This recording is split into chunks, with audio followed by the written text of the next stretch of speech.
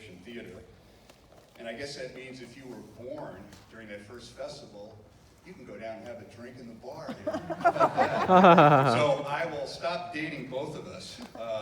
But he is the host of TCM's Noir Alley, the founder and president of the Film Noir Foundation. Please welcome the Czar of Noir, Eddie Muller.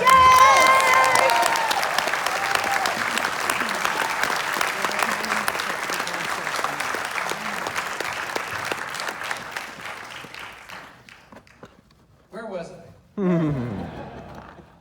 I haven't been out of the house since March 9th of 2020, so this is amazing. I have shaken more hands in the last 10 minutes than I have in the last 15 months. And it's great. It feels good. So,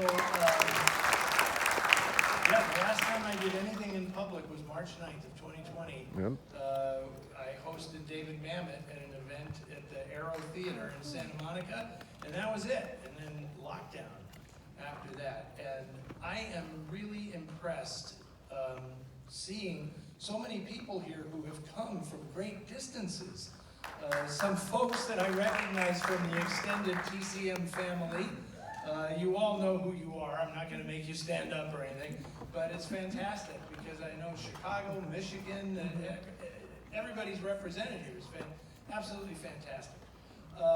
So it disappoints me a little bit to start off this evening with a little bit of a downer bit of news, which is despite our best efforts, we are not screening a 35mm print of Nightmare Alley tonight.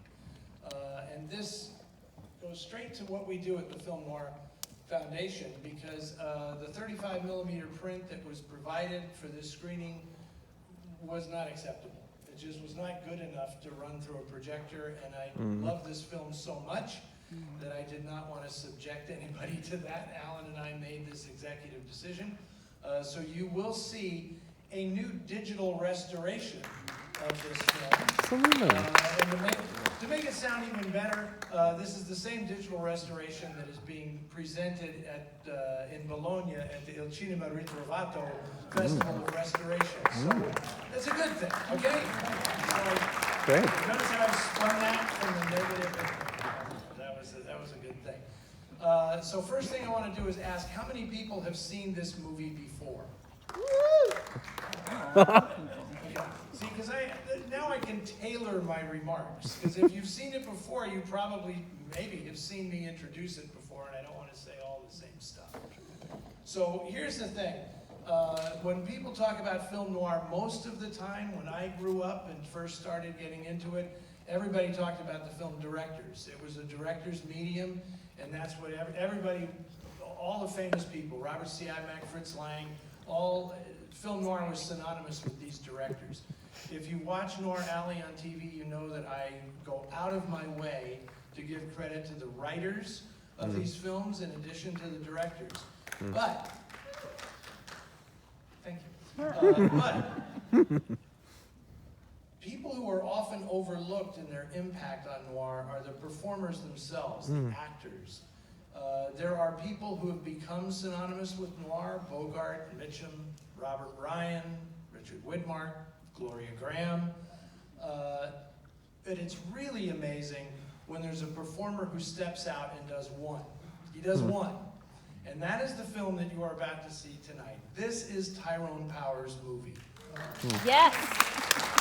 Not only because he gives a great performance in this film, but because it's the film that he wanted to make. When he read William Lindsay Gresham's novel in 1946, he begged Darryl Zanuck to purchase it at Fox so that he could star in it as the great Stanton Carlyle. And, you know, he had branched out and stretched his wings as an actor just before this, making The Razor's Edge, a sort of a movie about a man in a spiritual quest for the meaning of life. And his next film, he decided to do sort of the same thing on the dark side. And I really believe that Nightmare Alley is one of the great noir films of the 1940s and one of the most prescient movies of the 1940s. And we owe Tyrone Power a great deal of credit for forcing the issue and actually getting this film made through his star power at Fox. It was not a success. Zanuck probably regretted that he let Ty Power persuade him to make this film. But this is the film that has stood the test of time, and eventually this may be the film that Tyrone Power is most known for. A couple of fascinating things. I showed this, as Alan mentioned, 22 years ago. I showed this film in the very first Festival of Film Noir at the Egyptian, and we had Colleen Gray, who plays the character of Molly in the movie. Colleen Gray was our guest, and I have such vivid memories of her watching this film with tears just streaming down her face because of her memories of working with Tyrone Power. And she turned to me at one point and said, when I was a little girl, I dreamed about kissing him. Wow. And here I am on this big screen doing just that, like, 15 years later. It was an amazing experience for her.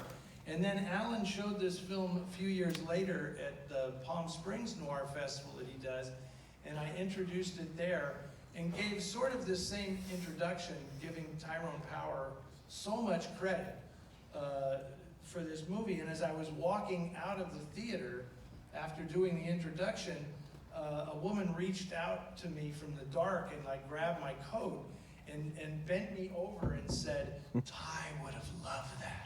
And it turns out that was Linda Christian, his widow, who had actually come to see the movie because she had heard Tyrone Power talk all about how much he loved this film and how he thought it was his best performance, and yet it had been kind of forgotten. So it's very exciting to see the film revived and now restored. There's an awful lot I could tell you about William Lindsay Gresham, the man who wrote this. I will endeavor to keep this brief. He was quite a tragic character. He was a truth seeker, I will put it that way. And he had an incredible interest in charlatans and con men and people who put their trust in people who don't deserve it. And this is his masterpiece in that regard. And at the heart of a lot of what he saw in America, he saw people like Stanton Carlyle, who are there to take advantage of the gullible and the weak.